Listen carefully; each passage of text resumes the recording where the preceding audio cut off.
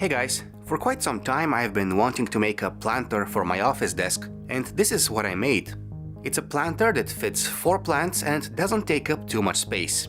Let me show you how I made it. Before I came up with the final design, I threw some ideas together in SketchUp. This was one of the designs that I had in mind initially, and I thought it was pretty cool.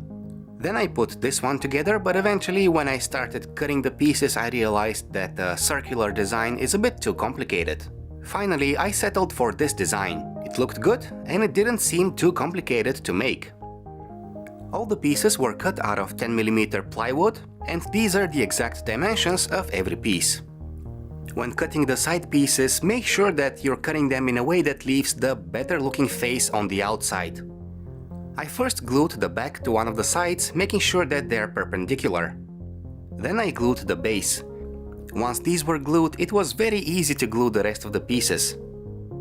Finally, I glued the other side and let the whole thing dry for 24 hours.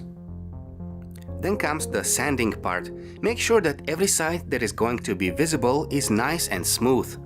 I started with a very rough sandpaper, 80 grit, then moved on to 160 and finished it off with 240. Remember that sanding is important because the smoother the wood is, the better the finish is going to look once it's applied. I used polyurethane as finish. From what I know, it basically turns into plastic once it dries, so it should be at least somewhat water resistant. I was generous with it and I made sure that all seams are well covered.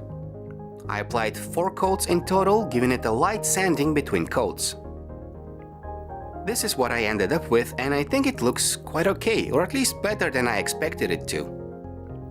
Before I started planting, I glued 4 feet on the bottom just to make sure that the planter doesn't touch the surface it is on. I filled the planter with a pre-made soil mix and gently transferred the plants, making sure that the roots are deep enough. You don't have to use succulent plants like I did. I chose them because they are very resilient and don't require much watering. Then I added some pebbles on top of the soil. Again, you don't have to, I just thought that it looks better this way. And that's it. Overall, I am very happy with how this project turned out. One thing that would have taken it to the next level would have been using better quality wood.